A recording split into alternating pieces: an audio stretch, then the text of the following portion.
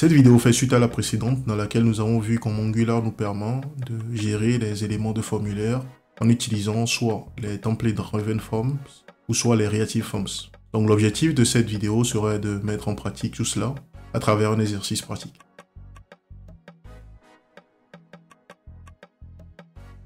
Pour la pratique, on nous demande de créer un composant employee form qui représente un formulaire permettant d'ajouter un nouvel employé ou de modifier les informations d'un employé existant. Donc il s'agit d'un formulaire qui va ressembler à ce que nous avons ici. On nous dit ensuite de créer deux composants, add employee page et edit employee page, d'utiliser le composant employee form sur ces deux pages, de manière à ce que le clic sur le bouton edit d'un employé dans la liste redirige l'utilisateur vers une URL employees/edit/l'id de l'employé et que le composant edit employee page soit affiché avec le formulaire de contact pré-rempli, avec les informations de l'employé sur lequel le bouton edit a été cliqué.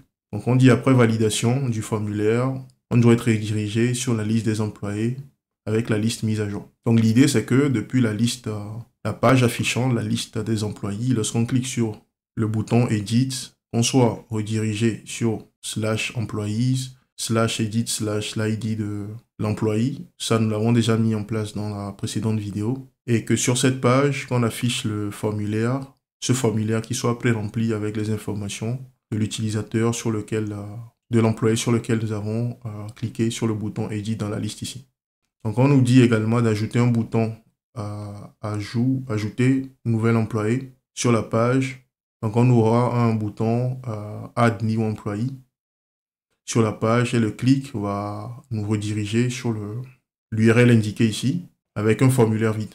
Et lors du clic sur Submit, donc ça va nous permettre de créer un nouvel employé et d'afficher ces informations dans la liste que nous avons ici.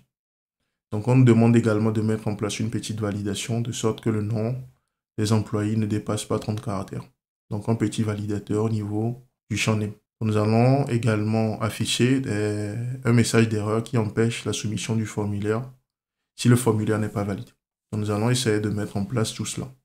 Donc si nous retournons à notre application dans son état actuel, donc nous avons déjà la mise en place du edit ici qui affiche les détails de l'employé sur lequel nous avons cliqué dans la liste et nous avons l'URL qui est déjà en place.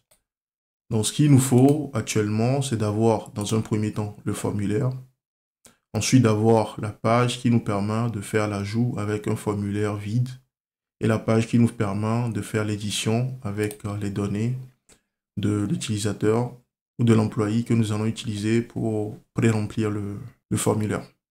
Donc, si nous retournons au code que nous avons ici, donc, je vais commencer par faire sortir la console pour nous permettre de générer notre composant de formulaire. Donc ici, je vais ajouter le composant au niveau de l'UI ici. Donc je vais générer un nouveau composant. Donc je fais ng generate. Donc je fais npis ng generate components. Donc j'indique le chemin. Donc depuis le app, on va aller dans le dossier components. Depuis components, on va aller dans le dossier UI. Et dans le UI, nous allons créer notre composant que nous allons nommer employee form. Donc employee form. Donc ici, je vais faire le dry run pour voir si le résultat sera conforme à ce que j'attends. Donc j'ai le composant qui sera créé dans le dossier src app components UI employee form, ok, donc du coup tout ça c'est bon. Donc je peux enlever le dry run, exécuter la commande. Donc j'ai le dossier qui est créé avec mon composant. Donc c'est dans ce fichier que je vais créer mon composant et l'utiliser. Donc on nous demande en plus de ce composant de créer également un second composant qui sera add employee page et edit employee page. Donc je vais créer ces deux composants directement, mettre en place le routing et après me focaliser sur le composant de formulaire. Donc ici je fais pareil, donc on aura employee, add employee page. Donc ici je vais créer ça dans le dossier smart dans ce cas. Donc on a add employee page.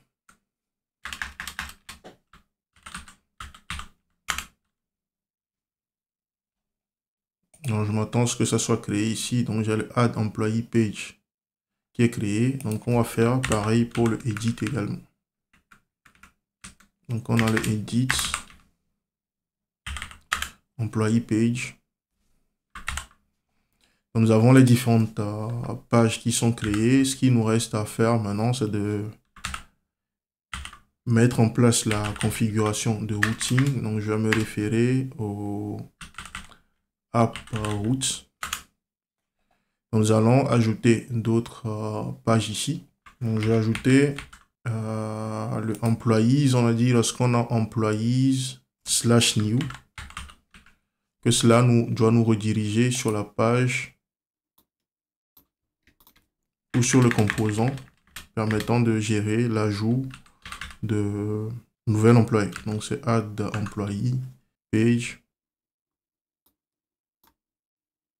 Le edit employee page, nous avons déjà le composant qui existait. Du coup, ici, qu'est-ce qui s'est passé tout à l'heure? Si je me réfère à ce qu'il y a ici, donc on avait créé le add, le edit, ça existait déjà. Edit employee page. Ici, j'ai créé le employee form. Ça, c'est la liste. OK, donc c'est bon. Le employee edit page, on avait déjà la page. Jusqu'il va falloir remplacer son contenu. Donc, si je reviens au routing, donc nous avons les différents éléments. Si je reviens là et que je fais employees /new, donc je vais rediriger sur la page d'ajout des employés. Lorsque je fais ici et que je fais le edit, là, j'étais déjà redirigé sur la bonne page, jusqu'on va remplacer le contenu par la suite.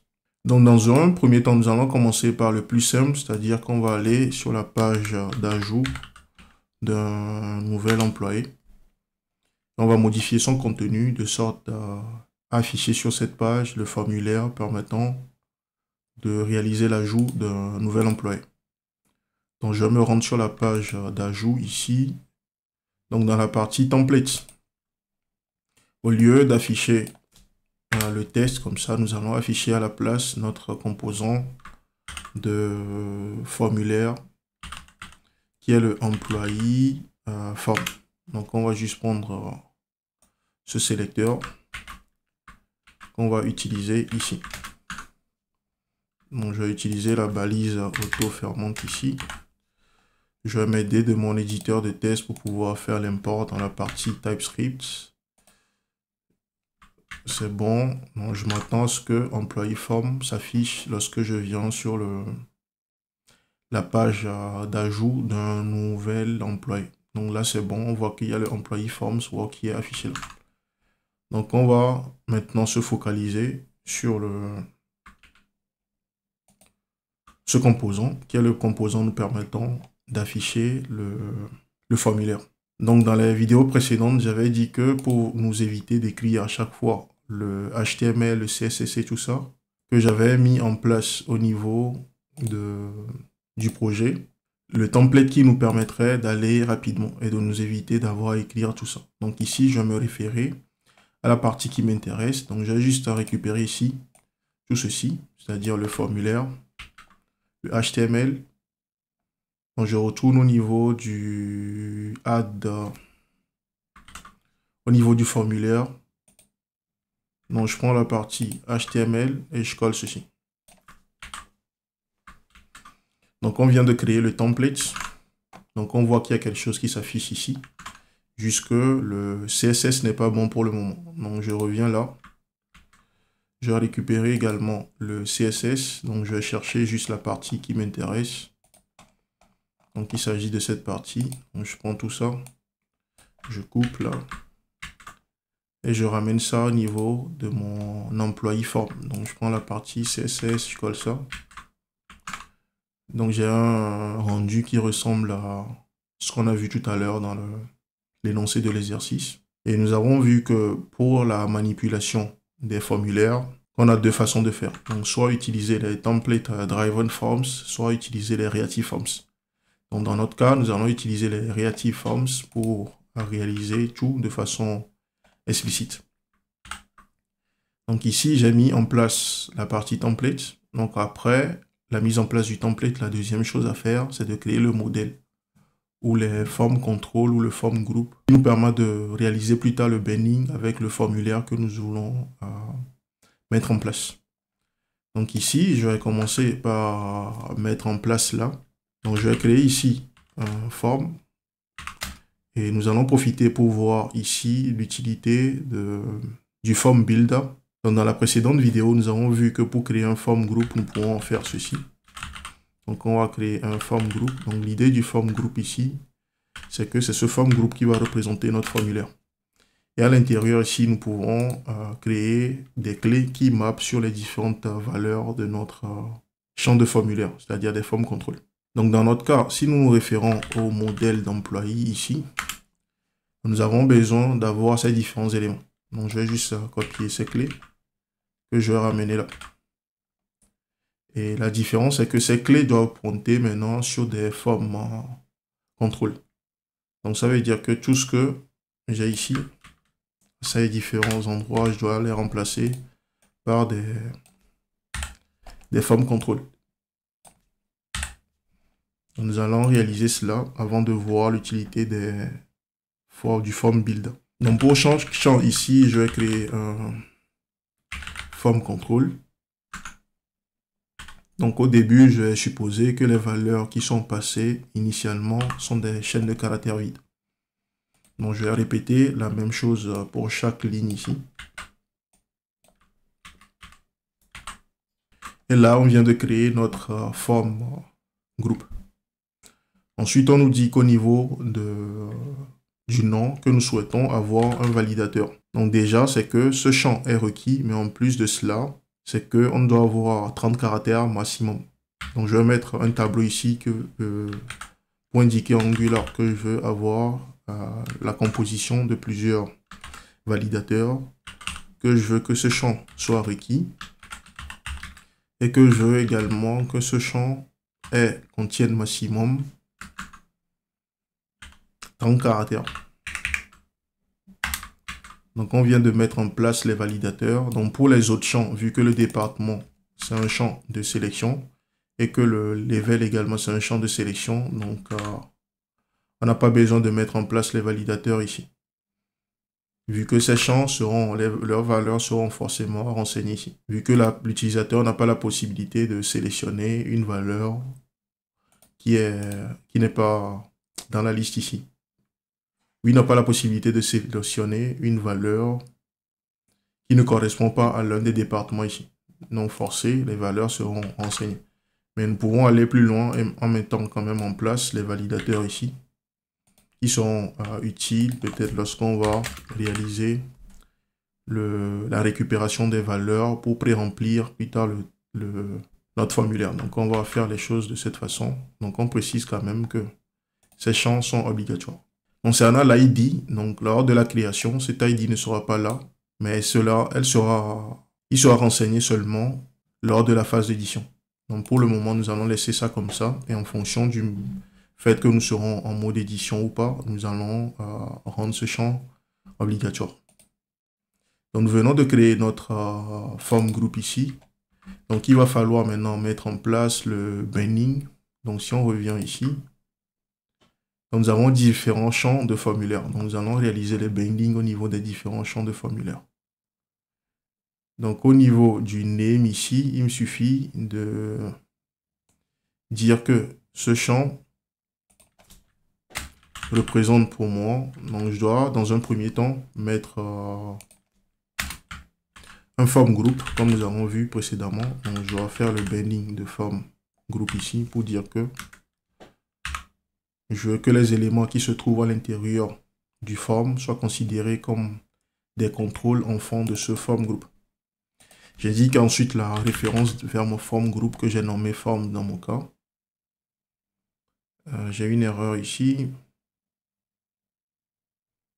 Ok, si je reviens là, il dit qu'il ne connaît pas l'attribut form group. C'est normal parce qu'au niveau de notre composant, nous n'avons pas encore importé les reactive forms modules. Donc reactive form module pour pouvoir avoir les directives qui sont associées au reactive form. Donc là, c'est bon. Donc au niveau de chaque champ, maintenant, il me suffit de réaliser les bons bénis. Donc ici, je vais juste indiquer que j'ai un form control name et indiquer la valeur correspondant à la clé que j'ai précisée lors de la création du contrôle permettant de gérer cet input. Donc si je retourne là, donc il s'agit de name. Donc je récupère cela et je l'utilise au niveau de mon contrôle ici. Donc je vais faire la même chose pour les autres champs. Donc je le select ici. Donc pareil. Donc au niveau du select, je vais faire le binding sur le... Nous sommes au niveau du niveau. Donc je vais faire ça sur le level ici.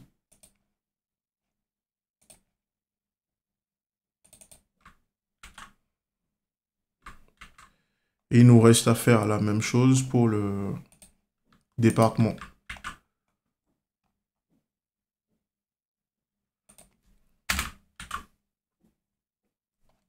Donc je récupère également la clé correspondante.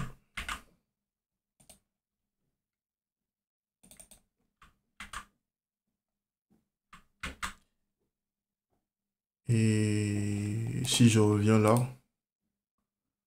je vois que j'ai des valeurs qui disparaissent ici.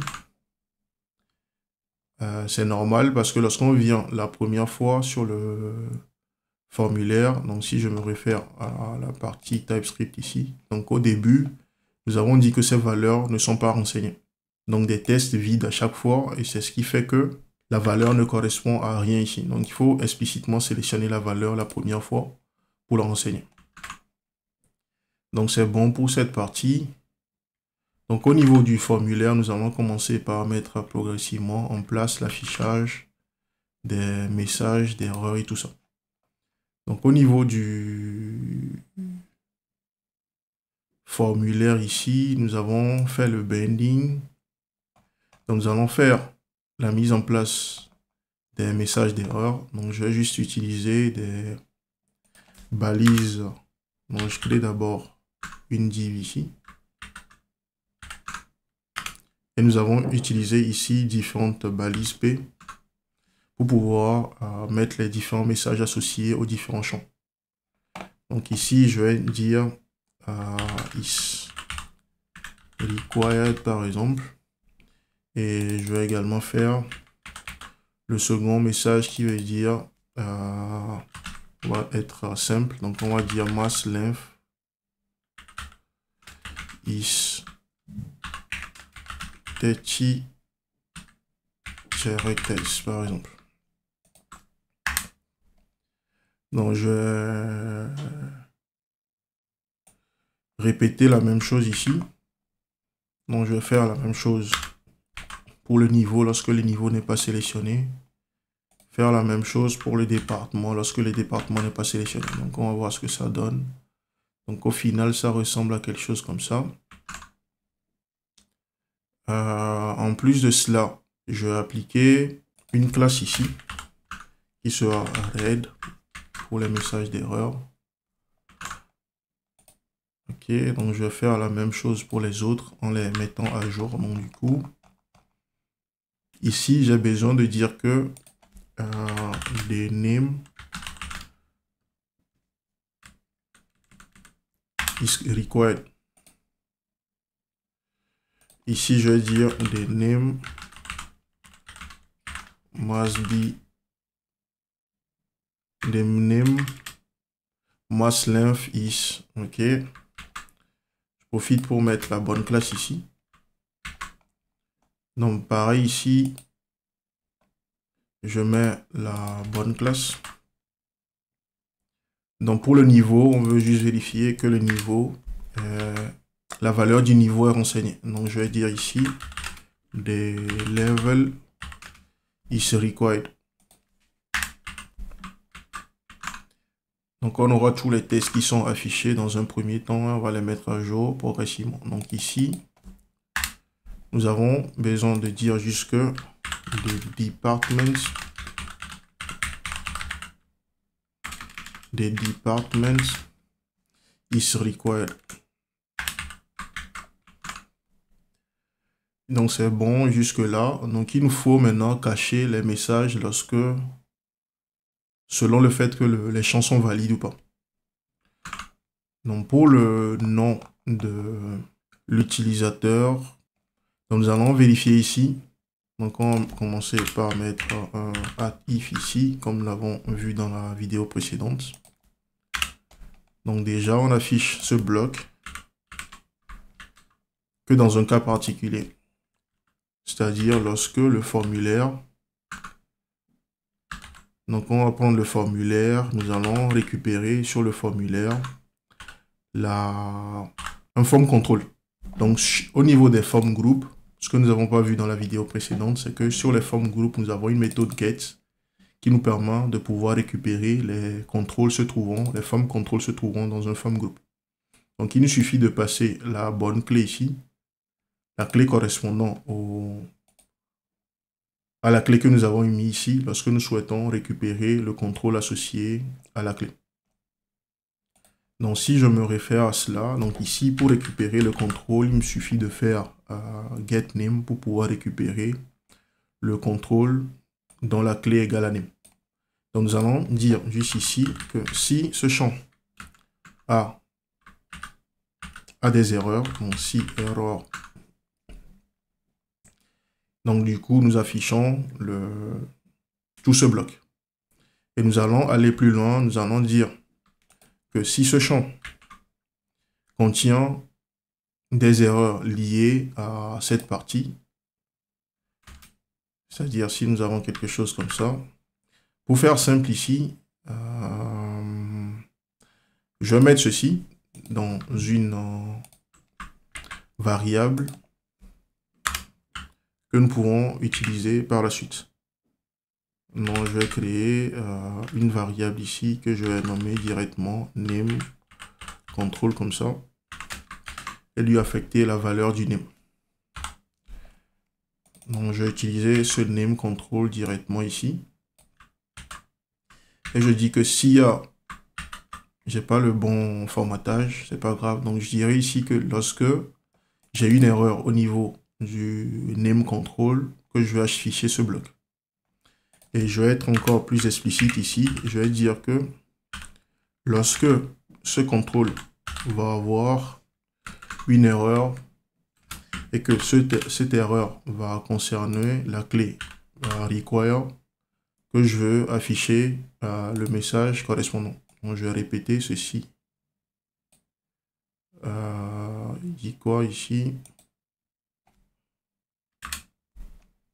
Je vais répéter ceci 2 fois.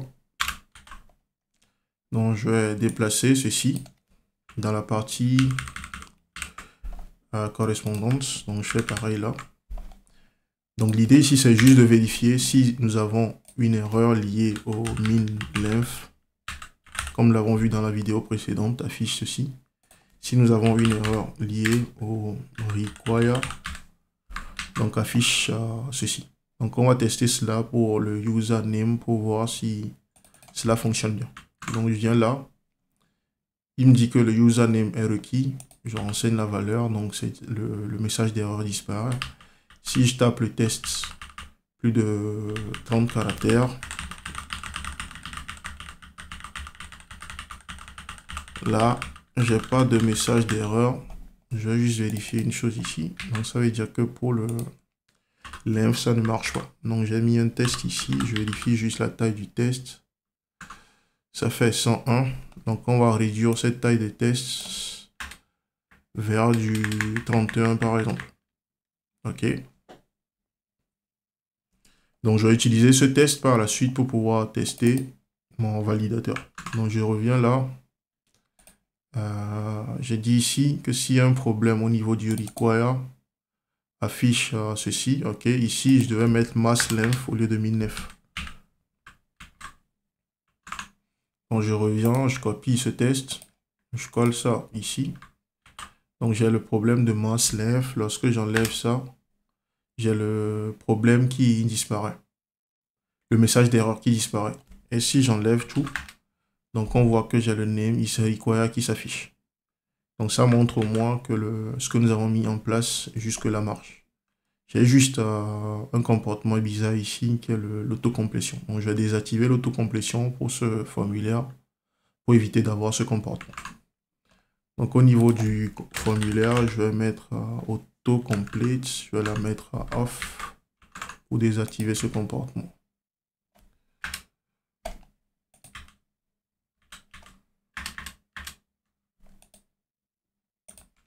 Ok. Je vais mettre aussi la validation.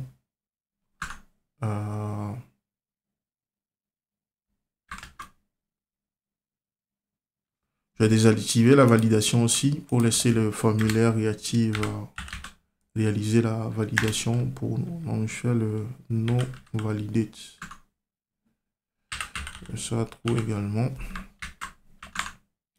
pour laisser le formulaire réactif gérer les choses. J'ai toujours le fameux autocomplétion malgré que je l'ai mis à... Ok, le non validé était déjà là. Autocomplete. Là, c'est bon, ok. Qu'est-ce que je dois faire ensuite? Donc, on fait le test de nouveau. Donc, je renseigne une valeur, rien. Je complète la valeur. Je ne sais pas pourquoi l'autocomplete n'est pas désactivé. C'est bizarre. On verra ça par la suite. C'est pas grave. C'était juste pour éviter d'avoir ce comportement. Donc là, on me dit que j'ai plus de 30 caractères. Je modifie la valeur. C'est bon. Donc, une chose que nous allons faire en plus ici, ça c'est juste pour le user experience. On va dire qu'on va afficher ce message d'erreur. Non pas au début lorsque l'utilisateur vient sur la page comme ça, parce que c'est pas joli. Mais on va l'afficher seulement lorsque l'utilisateur interagit au moins avec le contrôle. C'est-à-dire si au moins il vient et qu'il ressort, c'est là que nous allons afficher le message d'erreur. Donc on avait vu comment réaliser ça dans la vidéo précédente également. Donc en plus de vérifier si nous avons une erreur, donc on va vérifier également ici si le champ est touch au moins. Donc si on a au moins touché une fois au champ. Donc là, on n'a pas de message d'erreur lié au name. Je viens là, je ressors. Donc j'ai le message d'erreur qui affiche. Donc nous allons mettre maintenant en place les validateurs pour les différents autres champs, comme nous l'avons fait pour le name. Donc je reviens ici. Donc c'est pratiquement la même façon de faire. Nous avons le level ici. Donc on va commencer par mettre en place les choses ici.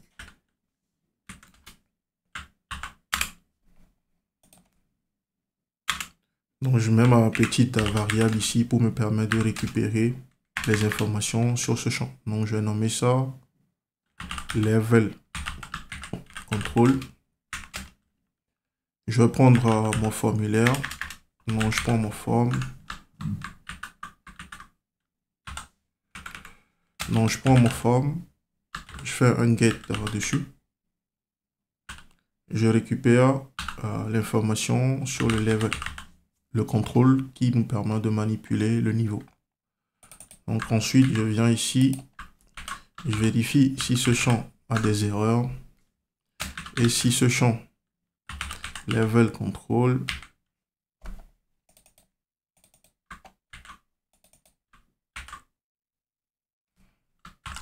a été touché par l'utilisateur. Donc je fais le touch. J'ai un problème ici.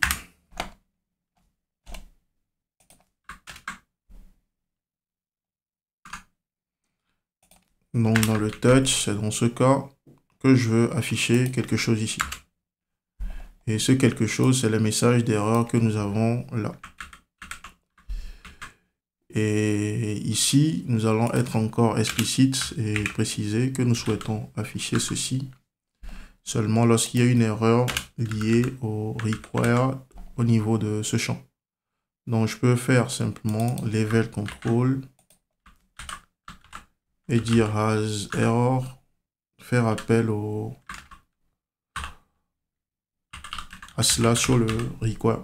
Donc, si nous avons une erreur liée au required que nous souhaitons afficher le message d'erreur lorsque l'utilisateur a au moins touché à ce champ. Donc, si je fais ça et que je fais ça, j'ai pas le résultat escompté. Je vérifie si j'ai pas d'erreur ici. Donc, je prends le level.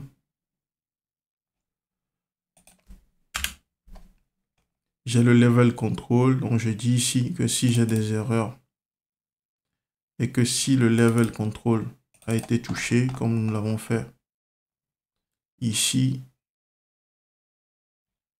ici, il y a un problème. Non, ok, je l'ai fait ici. Donc, on a dit simplement s'il y a des erreurs, ok, affiche ça.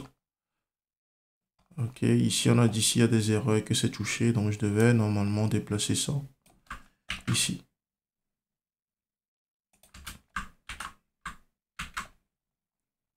Donc là, nous avons créé le contrôle. Nous disons ensuite que s'il y a une erreur au niveau de ce contrôle et que le contrôle est touché, affiche ça.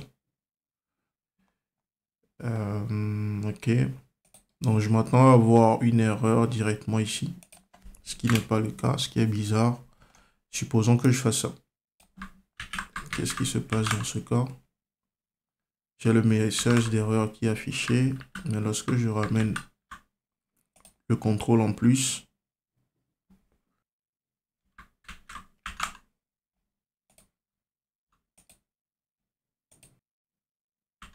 donc, ce qui fait qu'on n'a pas le comportement à escompter ici. Mais je vais laisser ça de cette façon. Donc, nous allons faire la même chose pour la partie département. Donc, ici également, nous allons créer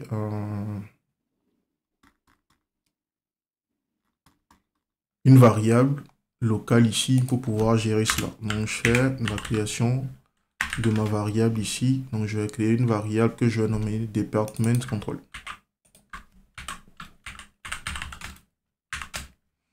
Et cela va correspondre au form.get. Et nous allons récupérer la valeur ou la clé correspondante. Donc, ça nous permet d'accéder à notre contrôle. Et nous pouvons utiliser cela maintenant pour pouvoir gérer les erreurs. Donc, je place ça juste là. Et je vais dire ici, dès qu'il y a une erreur au niveau de ce contrôle, donc dès que j'ai des erreurs au niveau de ce contrôle, donc affiche-moi ce bloc. Ensuite, il va falloir être explicite ici et dire que dès qu'il y a une erreur qui est liée au required ici,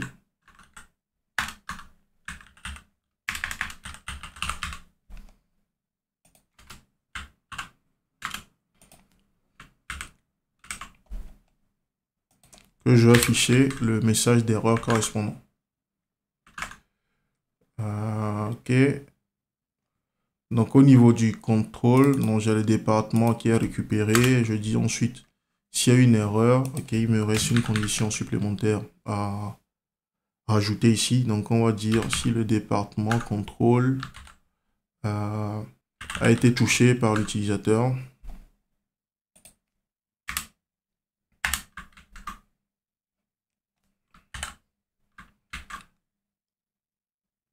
Du coup, affiche le message d'erreur correspondant. Donc, nous avons mis en place les différents validateurs, les différents messages d'erreur associés à ces validateurs. Donc, nous allons contrôler le submit ici, de sorte que ce bouton ne soit activé que lorsque le formulaire est valide. Donc, pour cela, il va nous falloir venir ici au niveau de ce formulaire. Donc, nous allons dire ici que nous souhaitons désactiver ce formulaire, donc disable, donc on va lui dire désactive ce champ lorsque le formulaire est invalide. Donc nous avons une propriété invalide au niveau des formes groupes pour nous permettre de dire si le forme groupe est valide ou pas. Donc, on va voir ce que ça donne. Donc, lorsqu'on vient, on voit que le formulaire est... Le bouton est désactivé. Donc, on ne peut pas soumettre le formulaire, même si ici au niveau du CSS, le CSS n'est pas bien géré pour afficher la bonne apparence du pointeur de souris ici. Mais ce n'est pas grave. Donc, l'idée, c'est que lorsque nous allons renseigner maintenant ces valeurs, bon, supposons que je mette Toto ici. Il me dit maintenant le niveau est requis. Donc ici, qu'est-ce qui se passe? Peut-être que j'ai mal géré les choses au niveau du niveau. Level is required. Ok, ici j'ai le level control. Level control. If level control error, level touch. Ok, pourquoi le message d'erreur s'affiche directement dès que je touche ça? Je refais le test, donc je mets ici Toto. Je reviens là. Ok, j'ai pas de problème, donc je fais ça, je sors, je vais ailleurs. Ok, donc c'est lorsque je perds le blur que mon touch est bien déclenché sur le sélecteur ici. Donc on voit que ça marche bien. Donc il me dit que le niveau est requis, je renseigne le niveau. Donc jusque là, on voit que le bouton Submit n'est pas activé parce qu'on n'a pas la bordure noire comme nous l'avons pour le cas du reset ici. Donc lorsque je choisis maintenant le département, on voit que le bouton est maintenant actif pour me permettre de soumettre le contenu du formulaire. Donc il nous reste juste à gérer la soumission du formulaire, donc de récupérer les valeurs lorsque l'utilisateur va faire le clic sur ce bouton. Donc pour pouvoir faire cela, nous avons deux façons de le faire, soit gérer cela directement au niveau de ce bouton en gérant le clic, ou soit en gérant l'événement Submit au niveau du formulaire ici. Donc on a ces deux façons de gérer cela. Donc je vais prendre le cas du clic pour gérer cela directement. Donc ici, lors du clic, on va dire ici on Submit. Donc nous allons faire simple, nous allons créer ce callback et faire appel à ce callback simplement. Donc l'idée serait juste d'afficher le contenu du formulaire dans la console dans un premier temps. Donc après, nous allons voir comment gérer les choses de façon plus intéressante. Donc ici, je fais juste un list console log et je vais afficher le contenu du formulaire. Et vu que les formulaires, comme nous l'avons vu précédemment, pour récupérer la valeur du formulaire, il nous suffit de faire .value comme ça pour récupérer la valeur du formulaire. Donc ça veut dire que le clic sur le bouton va faire appel à ce callback qui va nous afficher le contenu du formulaire dans la console. Donc nous allons tester cela pour voir. Et déjà, le clic va marcher seulement lorsque le bouton ici sera actif. Donc ça veut dire qu'on n'aura rien dans la console si on clique sur le Submit et que le formulaire n'est pas encore valide. Donc on va faire le test ici. Donc je mets la valeur test. Je viens ici, je choisis Medium. Je viens là, je choisis Marketing. Je fais Submit. Donc on voit que dans la console, nous avons le contenu de notre formulaire qui nous est affiché. Donc nous avons le département qui correspond à la valeur, le level qui correspond à la valeur qui est derrière le champ ici. C'est-à-dire derrière le médium, nous avons dit que la valeur qui est associée à ce médium, c'est M. Raison pour laquelle c'est cette valeur qui est renseignée ici. Nous avons également le name qui correspond à la valeur que nous avons renseignée là. Et ensuite l'ID qui correspond à une valeur que nous n'avons pas renseignée au niveau du formulaire. Donc là, c'est bon. Lorsque je modifie maintenant cette valeur et que je mets du n'importe quoi ici, quand on efface le contenu de notre console ici, je vais juste effacer le contenu de la console. Donc lorsque je fais de faire le Submit ici, en cliquant sur le bouton, je vois qu'il n'y a rien qui se passe ici, parce que le formulaire n'est pas valide. Et lorsque je modifie de nouveau le contenu du champ pour rendre le formulaire valide et que je fais Submit, donc on voit que de nouveau, nous avons le contenu du formulaire qui nous est bien envoyé ici. Donc, on vient de voir comment récupérer la valeur du formulaire. Donc, la prochaine étape serait d'envoyer cela vers l'extérieur pour que ça soit utilisé par le parent selon le besoin. Donc ici, si nous revenons maintenant à la création des éléments de formulaire, c'est-à-dire notre forme groupe ici, vous allez remarquer qu'à chaque fois, nous sommes obligés de faire new control, new control, new control et de créer également le forme groupe ici. Donc c'est un peu verbeux. Donc pour éviter de faire cela, on peut passer par un form builder. Donc je peux ici créer un form builder. Donc il s'agit d'un service qui permet d'éviter d'être verbeux lors de la création des formes contrôle ou des formes groupes. Donc je le mets en private ici. Donc pareil pour notre élément de formulaire ici. Donc ici, ce que je vais faire, c'est qu'à la place d'utiliser les classes de façon verbeuse comme ça, donc je vais passer par le form builder. Donc en utilisant le form builder, lorsqu'on veut créer un form group, il suffit de faire appel au builder, au form builder, à sa méthode groupe. Donc c'est un factory qui nous permet de créer des formes groupes. Donc si je fais ceci, on va voir que le code va continuer par fonctionner comme avant sans problème. Donc on voit que nous avons le comportement comme avant, mais on peut aller plus loin et enlever également l'utilisation des formes contrôle que nous avons ici. Donc à la place, le form builder, à chaque clé doit être maintenant associé un tableau dont la première valeur correspond au contenu du champ auquel la clé est précisée ici, et les valeurs qui suivent permettent de préciser les validateurs. Donc dans ce cas, vu que nous n'avons pas de validateur, donc il nous suffit de laisser ça comme ça. Et pour le cas, le second cas, donc on va faire simplement comme ça. Donc on dit que la première valeur correspond à la valeur du champ. Et en seconde position, on précise les validateurs. Donc les validateurs, nous les avons déjà mis en place ici. Donc on peut récupérer cette valeur et l'utiliser là. Donc il nous suffit de mettre la virgule ici.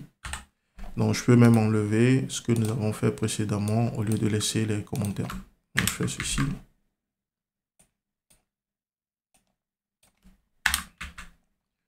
Donc nous allons faire la même chose pour les autres champs. Donc je récupère le validateur, vu que nous savons maintenant comment faire les choses. Donc je peux enlever ceci. Première valeur qui est la valeur par défaut, suivi du validateur précisé. Donc vu que c'est la même chose que nous allons faire pour le dernier champ, je peux simplement faire ceci directement. Donc on voit qu'en utilisant le form builder ici, on réduit la verbosité au niveau de la création de notre form group. Donc c'est l'intérêt des form builder. Donc on va retester encore une fois ce que nous avons fait. Donc tout est OK. Donc on récupère bien la valeur. Donc lors du submit, maintenant ce que nous allons faire pour rendre ce composant réutilisable, au lieu de faire appel directement au service ici, nous allons plutôt envoyer cette donnée vers l'extérieur pour qu'elle soit utilisée par le parent pour gérer l'ajout ou l'édition selon le besoin ou selon l'opération que nous souhaitons faire. Donc ici, nous allons juste créer un output. Nous allons créer un output ici. Donc, nous allons créer deux outputs. Donc, le premier pour gérer l'édition et le second pour gérer l'ajout. Donc, vu que dans un premier temps, nous gérons l'ajout, donc on va faire add employee. On va nommer ça de cette façon. Donc, il sera un événement qui sera déclenché au niveau de employee form. Donc, le add employee, c'est un output qui va nous permettre d'envoyer vers l'extérieur un objet qui sera de type employee. Donc, de cette façon.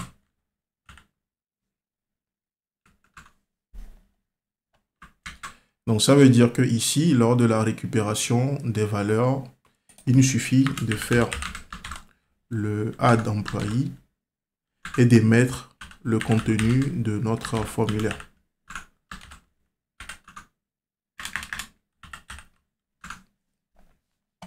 Donc ici, nous avons une erreur parce que le formulaire, lors de sa création, nous créons un form group qui retourne une certaine valeur, mais qui n'est pas un employé ici.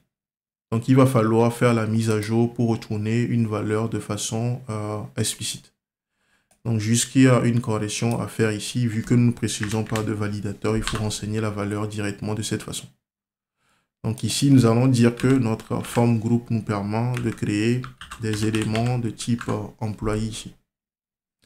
Et ici, on commence par avoir des soucis au niveau du validateur, vu que certains éléments ici ne vérifient pas le employé que nous avons ici. Parce qu'il y a une partie où on disait que employé peut prendre, par exemple, des valeurs des départements qui sont marketing, IT, tout ça. Alors que dans ce que nous faisons ici, la valeur que nous passons ici est considérée comme une chaîne de caractères.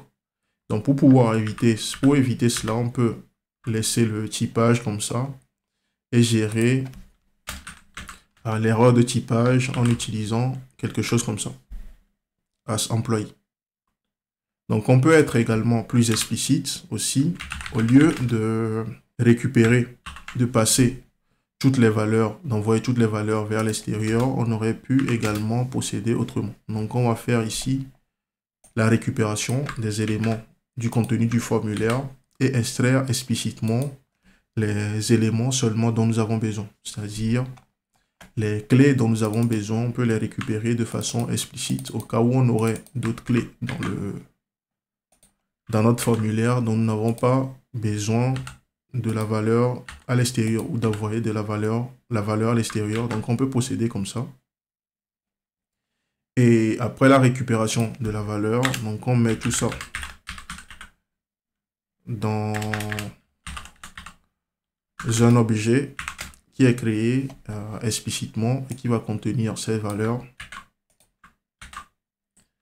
Et c'est cet objet maintenant que nous allons envoyer à l'extérieur. Donc là, on est sûr que nous n'envoyons que les éléments dont on a besoin à l'extérieur. Donc en procédant de cette façon, ça veut dire que maintenant sur notre objet, on aura sur notre employé form qui est utilisé au niveau de add employee page ici, on a la possibilité de récupérer les informations sur l'employé lorsque le submit sera fait, vu qu'on émet un événement qu'il s'agit d'un ajout. Donc ici, on peut simplement créer un callback ici et dire on add par exemple employee. Donc on va passer comme events, la valeur ici, event va représenter les informations sur l'employé qui est envoyé vers l'extérieur. Donc on peut créer également ce callback ici.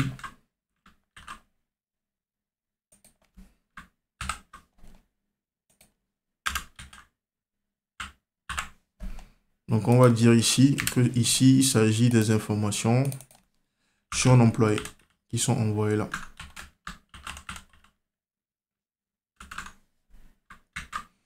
Donc de cette façon, là nous nous trouvons au niveau du composant employee page component. Donc ça veut dire que si je mets une console ici et que j'affiche les informations que j'ai récupérées de mon composant, donc ce serait un employé que je peux après manipuler comme je veux. Donc on va voir ce que ça donne. Donc je viens là, je renseigne les informations. Je prends senior, je prends le département, je fais submit. Donc on voit que j'ai les informations qui sont envoyées affichées dans la console qui correspondent à ce que j'ai ici. Et que ça provient du employé add employee page, c'est-à-dire la page sur laquelle nous nous trouvons actuellement. Et ces informations, il s'agit des informations que nous avons renseignées ici. Donc nous pouvons maintenant utiliser ces informations pour mettre à jour le contenu de notre base de données en mémoire, c'est-à-dire notre tableau que nous avons utilisé jusque-là. Donc pour cela, il nous suffit maintenant d'injecter au niveau de notre page le service nous permettant de manipuler le contenu du tableau.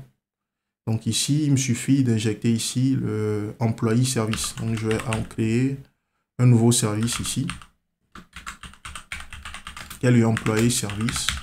Donc j'injecte mon employé service ici. Et à la récupération des informations de l'employé, ce que je vais faire ici, je vais faire le employé service et je vais faire un add employee. Donc, on voit actuellement que au niveau de ce service, nous ne disposons pas des méthodes ou d'une méthode nous permettant d'ajouter un nouvel employé. Donc, nous allons ajouter cette nouvelle méthode. Donc, on va créer un add employee pour gérer l'ajout.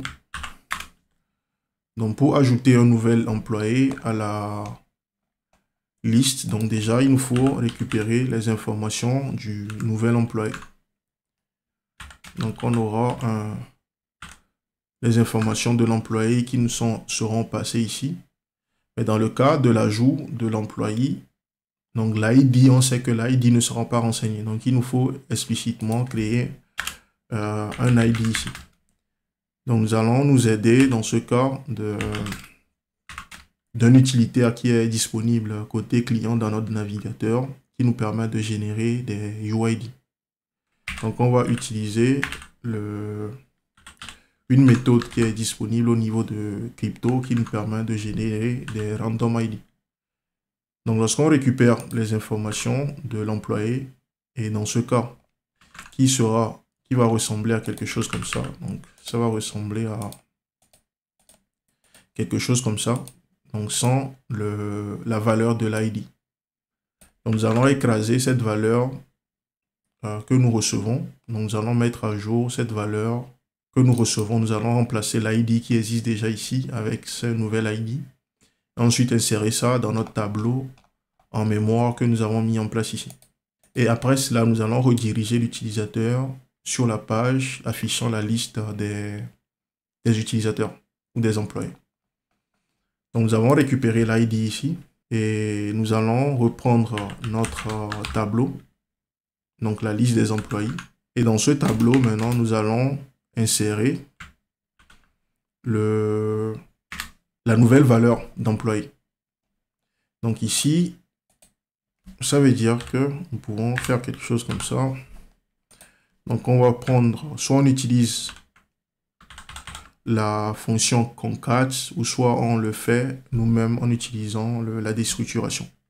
Donc nous allons récupérer dans un premier temps la liste des employés, c'est-à-dire le tableau initial. Et à la fin de ce tableau, nous allons ajouter maintenant le nouvel employé qui nous est passé en paramètre ici, en mettant à jour son ID. Donc son ID sera le nouvel ID que nous passons ici. Et ici, cela va nous retourner comme nouvelle valeur la liste des employés, la nouvelle liste d'employés. Donc ici, on réalise une concaténation. C'est comme si on faisait 10 employés, .concat, et qu'on ajoute à la fin ceci. Et le résultat, nous allons l'utiliser pour modifier de façon immutable le contenu de notre ancienne liste d'employés. Donc c'est ce que nous venons de faire là. Donc nous allons juste ici faire appel au add employé et lui passer le nouvel employé que nous avons récupéré, les informations de l'employé que nous avons récupéré. Donc en procédant de cette façon, on met à jour la liste. Mais nous ne faisons pas, en faisant ceci, on fait la mise à jour de la liste. Mais cela ne va pas entraîner de redirection vers la liste des employés comme cela nous a été demandé. Donc on va faire quand même le test ici. Je fais ceci. J'ajoute un élément. Donc lorsque je fais le submit, donc il y a quelque chose qui se passe derrière, mais cela ne se reflète nulle part ici. Donc on ne sait pas si l'élément a été ajouté ou pas. Même si ça a été fait en mémoire, donc cela ne se reflète pas ici. Donc ce que nous allons faire, c'est que nous allons déjà rediriger à la soumission du formulaire dans le cas de l'ajout. Donc nous allons rediriger l'utilisateur en plus de l'ajout de l'élément dans la liste en mémoire. Nous allons rediriger l'utilisateur sur la page affichant la liste des employés, c'est-à-dire cette page. Donc, nous allons réaliser cela. Donc, pour réaliser cela, nous avons vu que Angular nous fournit la possibilité de réaliser des redirections en utilisant le routa. Donc, on va éjecter le routa ici. Donc, on va éjecter le routa ici et utiliser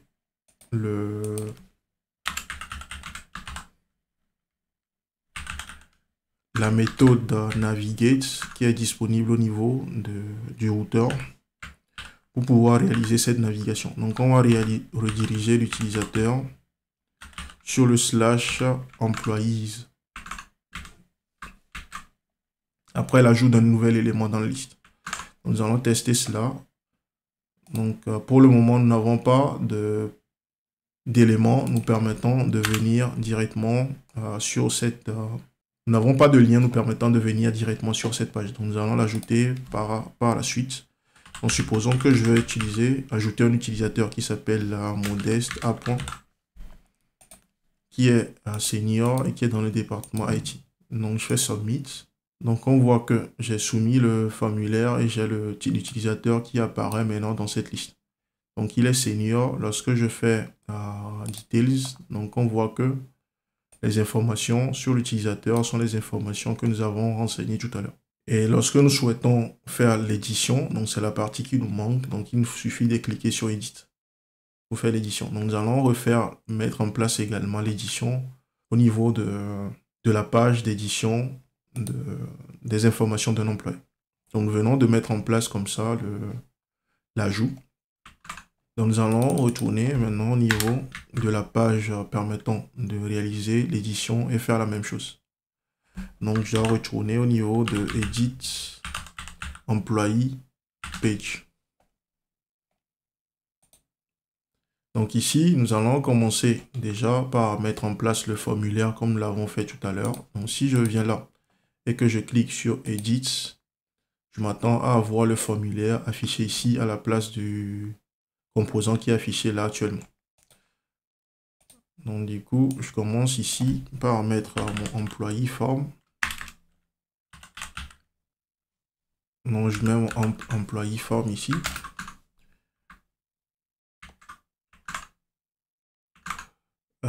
Là, je suis au niveau du Edit Employee Page, au niveau du Smart.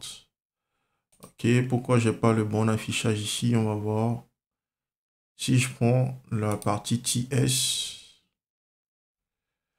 je vérifie le routing parce que je me rappelle que j'ai fait l'erreur de générer un composant supplémentaire.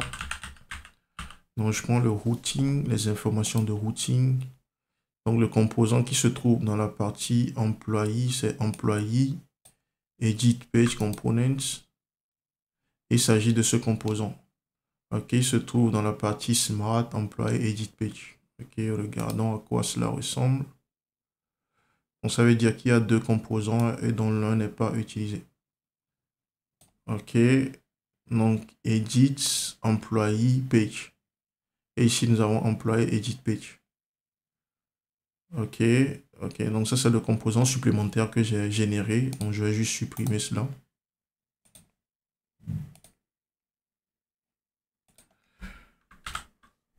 Donc, nous allons juste revenir au niveau du template ici. Au lieu de faire ceci, nous allons plutôt afficher à la place notre app employee form que nous venons de créer. Donc, du coup, je m'attends à avoir ici employee form, app employee form. Et là, je vais m'aider de mon éditeur de test pour pouvoir gérer les imports dans la partie logique. Je retourne dans la partie logique ici. Ok, je fais le save. Je peux enlever cet import vu que nous n'avons plus besoin de cela. Donc, si on se réfère au contenu, ce que nous faisons ici, c'est que lorsqu'on vient sur cette page, nous utilisons l'information l'ID ici pour pouvoir récupérer l'information sur un utilisateur qui existe dans la liste. Donc, on injecte le service, on récupère les informations. Et ces informations sont renseignées ou récupérées dans l'objet employé. Et l'employé est ensuite passé à notre formulaire ici. Doit être passé plutôt à notre formulaire ici pour pré-remplir le formulaire. Donc actuellement, si on vient sur la page, nous n'avons rien parce que cet employé avait été créé en mémoire et lorsque nous avons réactualisé la page, elle a disparu. Vu que les données ne sont pas persistées nulle part, donc à chaque réactualisation de la page, on perd cette donnée. Donc ce que nous allons faire ici, déjà, c'est de permettre de passer les données de l'employé à notre composant de formulaire ici pour pré-remplir le formulaire. Donc nous allons retourner au niveau de notre formulaire ici. Pour pouvoir faire cela, nous allons ajouter une propriété, un input que nous allons nommer ici employé. Donc il s'agit d'un input qui va permettre de récupérer les informations sur un employé. Donc on va créer ça comme cela. On va dire que c'est pas requis. Donc il peut prendre soit la valeur, il peut prendre une valeur qui est un employé ici. Donc à la récupération de cette valeur, il nous faudra mettre ces données dans le... Nous allons utiliser ces informations pour pré-remplir le contenu de notre formulaire. Donc ce qu'il va falloir faire ici déjà, c'est de faire en sorte que lorsque cette valeur sera passée en paramètre à notre composant, qu'on sache que nous sommes dans ce cas, dans un cas d'édition. Donc ça veut dire que dans le cas du add, nous n'avons pas besoin de renseigner cette valeur. Mais dans le cas du edit, pour savoir que c'est un edit, il suffit de passer la valeur d'employé dans ce cas.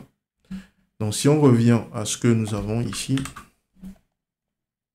au niveau de la page d'édition, donc ça veut dire que ici, nous aurons maintenant une propriété employé qui va nous permettre de passer la valeur de l'employé récupéré. Donc on peut lui passer directement cette valeur. Ici, nous avons une erreur qui nous dit que employé peut être nul et tout. Ok, donc ici, il s'agit de cette valeur à passer en lieu d'employé. Donc jusque-là, rien de nouveau. Maintenant, le traitement à faire, c'est comment récupérer cette valeur et le mettre dans notre formulaire lorsque cette valeur est renseignée. Donc soit, nous avons deux façons de réaliser cela. Soit on passe par les lifecycle hooks, les lifecycle hooks comme le ng onChange. Donc on peut réaliser quelque chose comme ça. Le onChange, qui a le hook qui est appelé à chaque fois qu'il y a des données qui sont passées en un input depuis l'extérieur. Donc on peut réaliser quelque chose comme ça, ng onChange. Et à partir d'ici, à chaque fois qu'on passe des données depuis l'extérieur à notre composant, nous pourrons gérer les valeurs ici. Gérer la valeur qui est passée à notre composant depuis l'extérieur ici. Donc dans ce cas, il va falloir faire quelque chose comme ça. On va dire if changes. Donc le changes, nous allons juste ici afficher sa valeur pour vous donner une idée de ce que ça contient. Donc je vais afficher tout le changes ici. Et vous allez voir que cela contient une clé qui correspond au... En supposant que je fasse ceci. Edit. Donc nous avons notre changes qui est là. Et vous allez voir que ça contient une clé qui correspond à l'input que nous avons ici.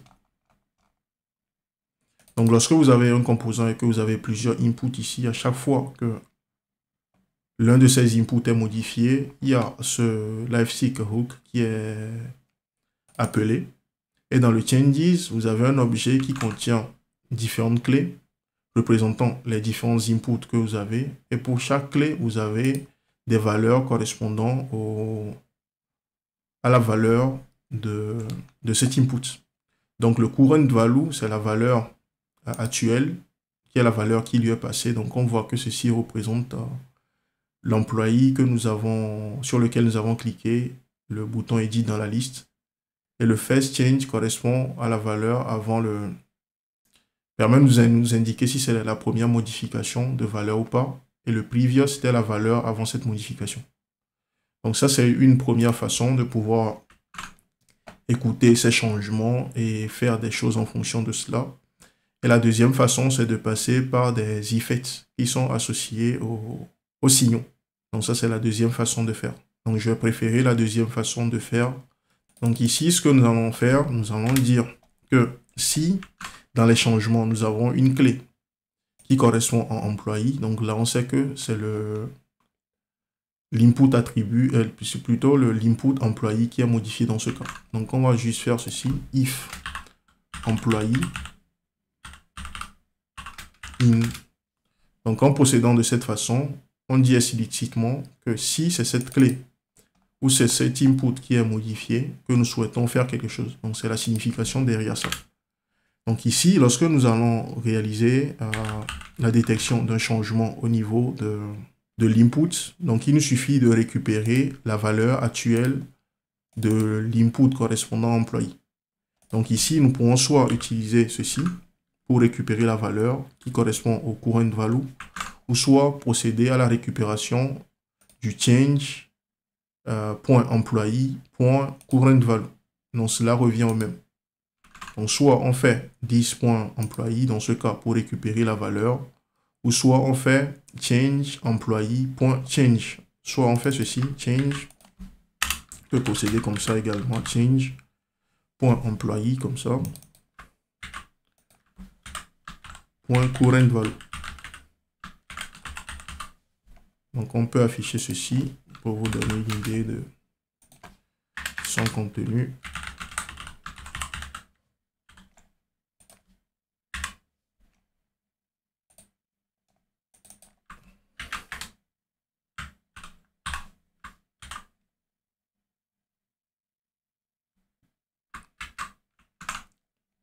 Donc on voit que la valeur en question, il s'agit de cette valeur qui est passée là. Donc on a Tessa Clarek.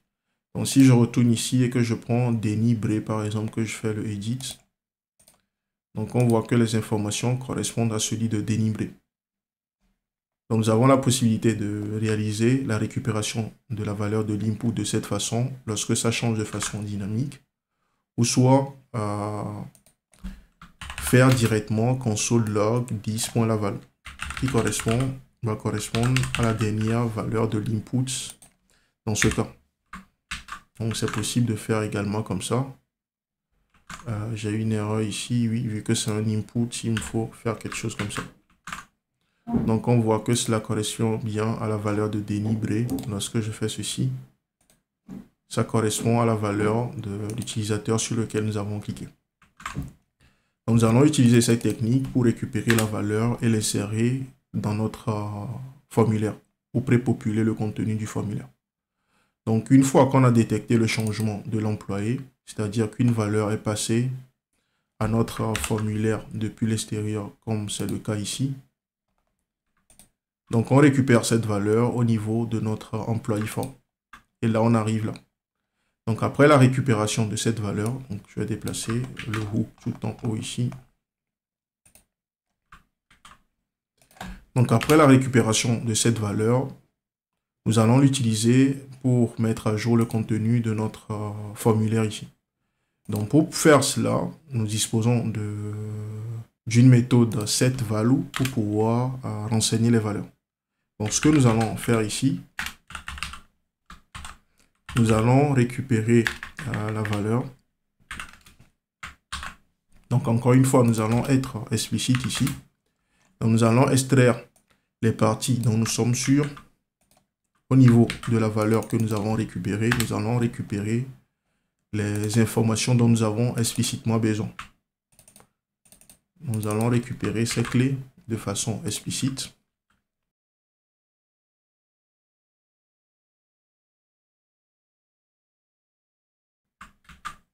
J'ai une erreur ici, il me dit, ok, donc on va supposer que ceci est un employé. On récupère ces valeurs et on va utiliser ces valeurs pour renseigner le contenu de notre formulaire. Donc au final, le contenu de notre formulaire, on va recréer cela en se basant sur ces valeurs. Donc au niveau des formulaires ou des formes groupes ou des formes contrôle, nous disposons de deux méthodes nous permettant de définir ou de renseigner le contenu d'un élément de formulaire ou de formulaire selon que nous sommes dans le cas d'un forme groupe ou d'un forme contrôle. Donc nous avons le set value qui nous permet de faire cela. Donc à noter que le set value, lorsque vous l'appelez, vous devez passer explicitement un objet qui contient des clés qui correspondent exactement à ce que vous avez dans le formulaire, lors de la création du formulaire. Donc en supposant qu'au niveau de mon data, j'ai une propriété supplémentaire qui s'appelle Toto ici, donc j'aurai une erreur dans ce cas. Donc on va réaliser cela pour voir le comportement. Donc on voit que lorsqu'on vient sur la page, vu que nous faisons la récupération de valeurs suivie du set value, on voit que les valeurs sont bien récupérées, passées automatiquement au contenu de notre formulaire, qui nous permet d'avoir le formulaire prépopulé avec les valeurs ici, qui sont récupérées. Donc supposons que j'ajoute une valeur supplémentaire ici, qui n'est pas une clé qui existe dans notre formulaire. Donc on voit que j'ai une erreur ici, et qui me dit que la clé TET n'existe pas dans mon formulaire ou dans mon form group lorsque je l'ai créé. Donc dans ce genre de cas, on pourrait utiliser le patch value à la place du set value. Comme ça, il met à jour le formulaire avec seulement les éléments dont il a besoin. Donc ça permet d'éviter le message d'erreur que nous avons vu tout à l'heure. Donc perso, je reste explicite, comme je l'ai dit, en récupérant les valeurs de façon explicite, les bonnes clés, en les passant au tableau en utilisant le set value. Comme ça, je suis sûr que je n'ai pas des valeurs supplémentaires ou que je fais les choses de la bonne façon en respectant l'interface qui a été définie lors de la création du formulaire. Donc, ce qui nous permet d'avoir ce comportement que nous avons ici. Donc, une chose qui nous reste à faire maintenant, c'est que lors du submit, il faut également envoyer le bon événement vers l'extérieur pour informer l'extérieur de la nouvelle valeur pour mettre à jour l'employé. Donc, pour réaliser cela, nous allons ajouter également ici un output supplémentaire que nous allons nommer edit employee. Donc, l'edit employee, nous allons l'appeler également lors du submit, lors de la soumission du formulaire. Donc ici, il va falloir maintenant être explicite lors de la soumission du formulaire pour indiquer est-ce que nous sommes en train de faire un ajout ou une édition. Donc il faut trouver un moyen discriminatoire de pouvoir savoir si nous sommes dans l'un des cas ou dans l'autre. Donc pour cela, nous allons juste ajouter une propriété supplémentaire ici, mais qui sera un private dans ce cas que nous allons nommer edit. Donc edit, sa valeur sera à false par défaut pour dire que nous ne sommes pas en mode édition. Et lorsque nous sommes en train, et lorsque nous récupérons une valeur de cette façon, nous savons que nous sommes en mode edit. Donc dans ce cas, nous allons juste mettre ce flag, sa valeur à tout.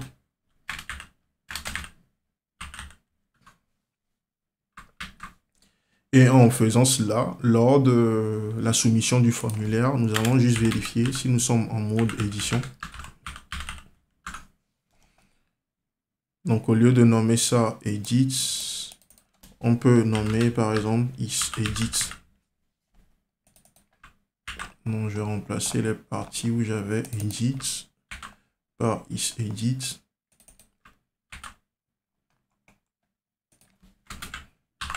Et là, en fonction du fait que je suis en mode édition ou pas, donc c'est juste un flag pour me permettre de savoir si je dois émettre l'événement add ou edit.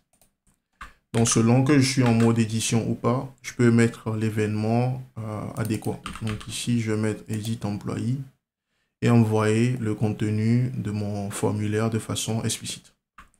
Donc autre chose également que nous pouvons faire pour améliorer un peu l'interface ou l'expérience utilisateur en mode edit. On peut s'amuser ici à modifier le texte qui est affiché sur le bouton. Donc on peut dire ici, lorsque je suis en mode edit, donc on va dire if is edit par exemple, que nous souhaitons afficher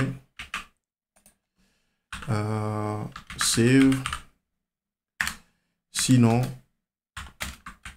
nous affichons add par exemple. Donc nous avons le is edit. Ok, nous l'avons mis en private, donc nous allons changer cela. Is edit.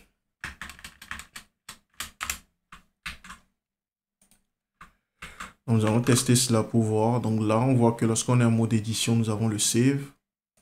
Lorsque je viens là et que je fais /new, donc j'ai le add qui est affiché là. Donc nous allons faire maintenant un test de modification de la valeur. Et pour gérer cela, il faut qu'on retourne au niveau de notre edit ici. Donc après la récupération de la valeur la première fois, il y a des opérations qui sont faites et à la fin, lorsque l'édition est bon, donc on va créer également un callback ici, on edit employee. On va récupérer l'événement en question. Donc ici, on récupère les informations sur l'employé. Donc nous allons ajouter notre callback ici. Ça, c'était des choses qu'on avait, des tests qu'on a réalisés dans la vidéo précédente, donc on n'a pas besoin de ça. Donc je mets en place mon callback ici, je peux enlever même le constructeur ici. Donc lors de l'édition de l'employé, qu'est-ce que je fais?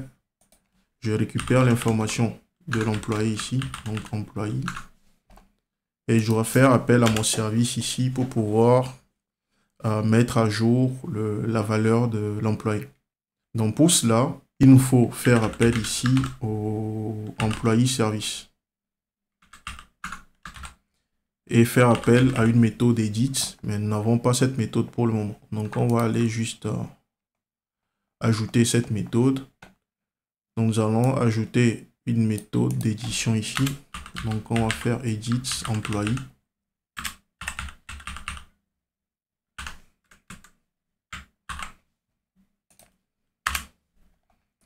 Et cette méthode d'édition va prendre l'employé que nous souhaitons éditer.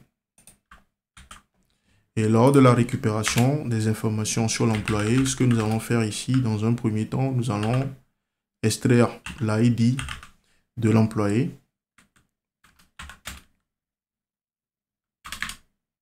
Donc on prend le employé, on récupère l'employé, l'ID de l'employé, nous allons l'utiliser pour mettre à jour le contenu de notre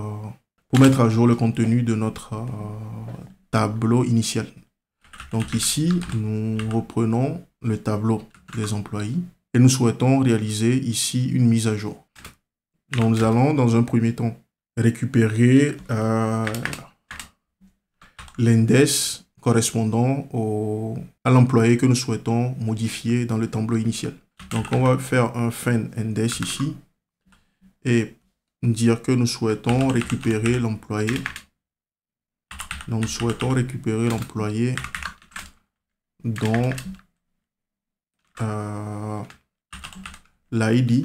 Donc on souhaite récupérer l'employé dans l'ID, l'index de l'employé dont l'ID correspond à la valeur que nous avons ici.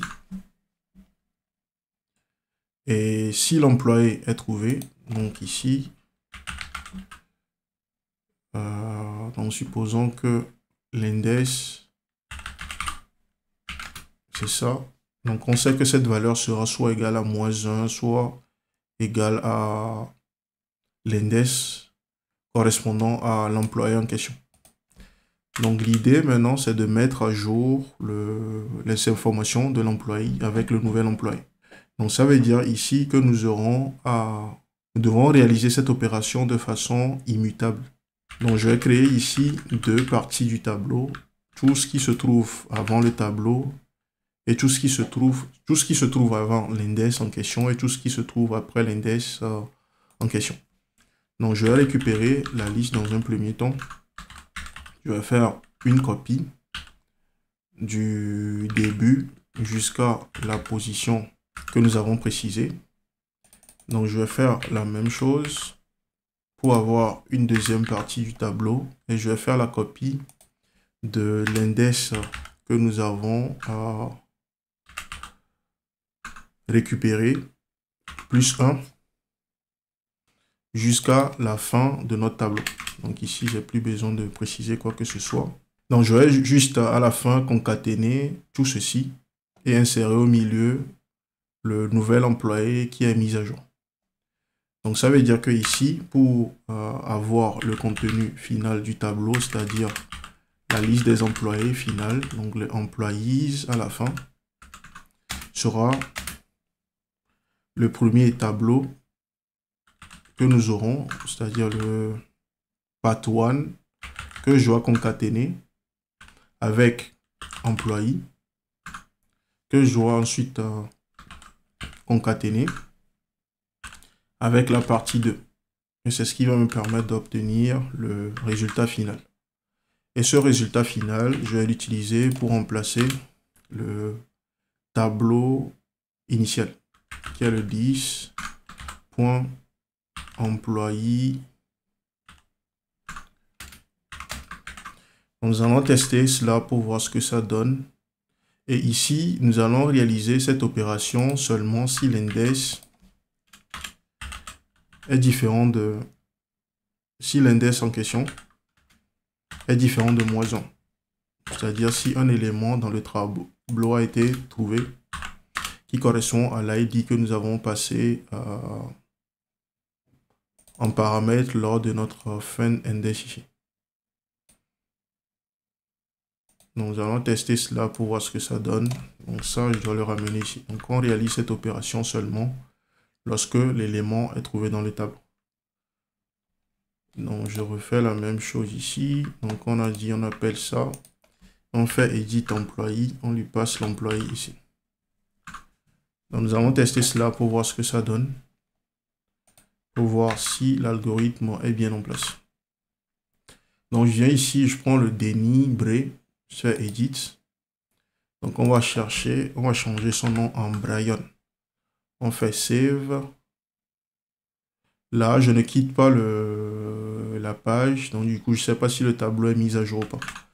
Donc nous allons mettre également en place, comme nous l'avons fait pour le cas de l'ajout. Donc nous allons faire une redirection vers la page affichant la liste de l'utilisateur des employés. Donc ici, je vais injecter un routa ici, comme là on fait tout à l'heure. Donc j'injecte ici un routa pour me permettre de faire la navigation. Donc je vais ensuite utiliser ce routa ici. Donc après l'edit, donc on va encore une fois rediriger vers la page affichant la liste des employés. Il manque une parenthèse autour de tout ça. Donc on refait notre test. Donc je viens là, je prends Denis Bray, le premier de la liste, je fais edit, j'ajoute ON à la fin, je change son département en marketing, je fais save. Donc on voit qu'il devient Denis Bryan, medium, et si on veut voir son département, il suffit de cliquer là. Donc on voit que le département est bien modifié. Donc on va faire un test pour le dernier élément de la liste également, et ensuite on va faire le même test pour un élément se trouvant au milieu, pour voir si notre algorithme marche bien. Donc là, c'est Tesa Clerk, donc on va nommer ça en T Clarken par exemple, et on va le mettre au niveau senior dans le département IT. Donc je fais ceci, département IT, senior, je mets TA. Donc je fais save. Donc j'ai le TA qui est mis à jour. J'ai le senior. Donc si on vérifie ici, il est dans le département IT. Donc cela montre que l'édition marche également bien. Donc on vient ici de mettre en place l'édition et la mise à jour. Donc il faut juste ajouter un bouton. Nous avait demandé d'ajouter également un bouton sur la liste qui va nous permettre de gérer l'ajout d'un nouvel employé. Donc je vais voir si nous avons ce bouton qui est déjà disponible ou pas au niveau de notre template. Donc je regarde ici. Nous n'avons pas le bouton. Nous n'avons pas le bouton. OK. Donc du coup ici, je vais juste récupérer ceci. Je vais au niveau de la page qui affiche la liste. Donc j'affiche ici list employé list page. Donc je vais commencer ici déjà par afficher le titre de la page. Donc j'ai le employé list qui est là. Donc nous allons faire la même chose pour les autres pages. Donc la page d'édition. Nous allons ajouter également sur cette page d'édition un titre.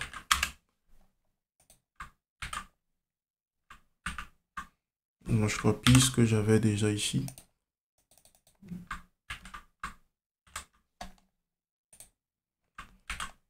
Donc ici, nous aurons Edit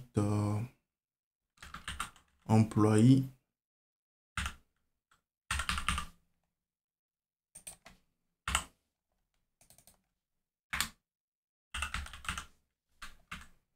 Ou plutôt update employé. Et si je viens là, je fais edit, donc on a update employé info. Donc on va faire la même chose pour la page d'ajout. J'ajoute en plus du formulaire ici, add new employee. Et qu'est-ce qu'il nous reste à faire? Donc sur la page d'ajout ici, la dernière chose à faire, c'est d'ajouter un bouton qui nous permet de pouvoir, au clic, ajouter un nouvel employé. Et ce bouton doit nous rediriger sur la page d'ajout d'un nouvel employé. Donc nous sommes sur la page d'ajout ici. Je regarde juste dans la partie CSS si nous avons des choses à ajouter ou pas. Donc ici nous avons l'input, nous avons le page title. OK. Donc je récupère ça, je vais le mettre au niveau du style global de l'application. Vu que nous avons ce test qui se répète sur différentes pages, donc autant avoir quelque chose comme ça. Donc il nous reste maintenant à ajouter le bouton qui va nous permettre de gérer l'ajout d'un nouvel employé. Ça aussi, c'est du CSS général, c'est bon. Ça, nous sommes au niveau du test, OK. Donc il va falloir récupérer aussi ça et le mettre au niveau de notre style global de l'application.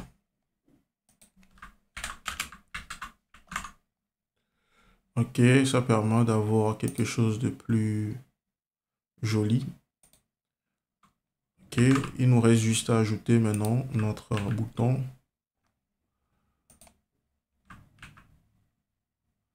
Donc pour le bouton, je vais juste récupérer ce que nous avons déjà ici. Je vais juste récupérer directement ça, ou cette div plutôt. Donc on va aller au niveau de notre page d'ajout de nouvel employé. Ici, j'ai pas besoin de tout ça.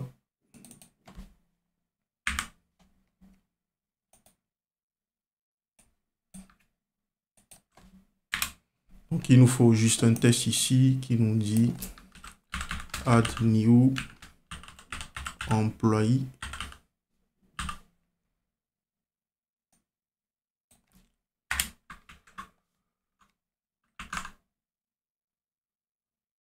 OK, sur la page Ok, je vais ajouter ça sur la page affichant la liste, pas sur la page d'ajout de nouvel employé. Donc, je vais mettre ça au niveau de la liste plutôt. Donc, je ferme tout ça.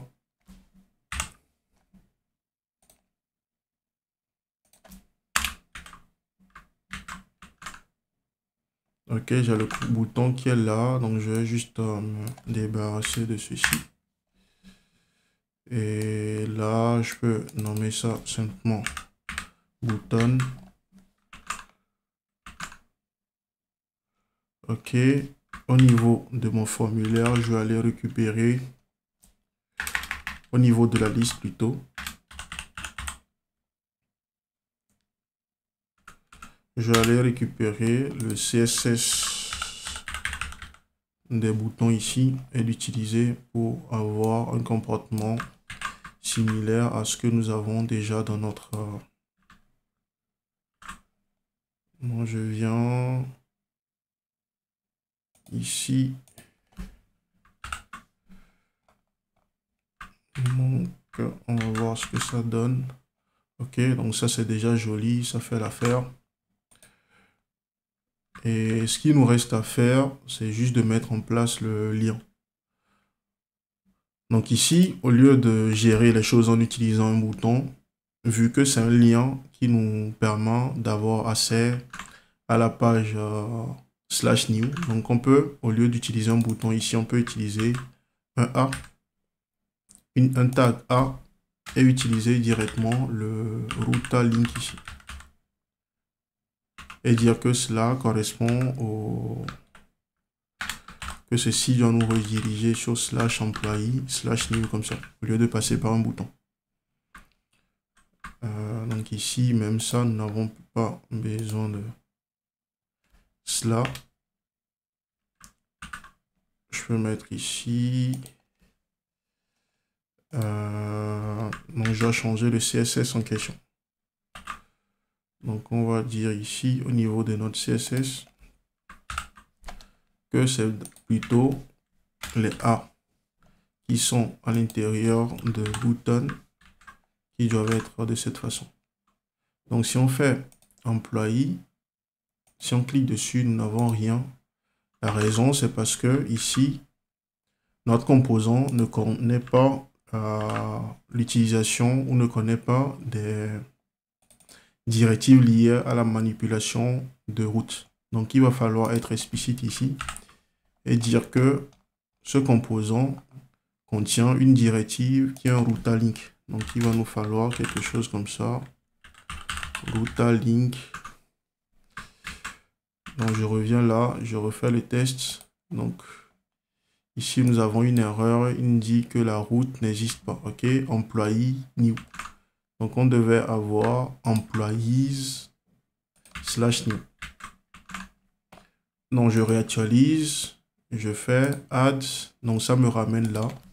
J'ajoute un nouvel utilisateur que je vais nommer Modeste par exemple. Niveau senior, département IT, je fais add et je vois qu'il est ajouté en fin de liste. Je peux afficher ces détails, supposons que je veux modifier les informations et mettre A.S. Je fais cela, je fais le save, on voit que cela est pris en compte. Donc nous venons de finaliser avec l'exercice que nous devons réaliser et cela nous a permis de mettre en place que ce soit des notions de routine et les notions que nous avons appris au niveau du formulaire. Donc si on se réfère à l'énoncé initial, donc on a réalisé les différentes choses qu'il fallait faire au niveau de l'énoncé, à savoir mettre en place les 2 pages d'édition et d'ajout, gérer l'édition d'un élément ou d'un employé lorsqu'on clique sur le bouton Edit et de mettre en place également les validateurs. Donc voilà pour cette vidéo qui nous a permis de mettre en pratique tout cela.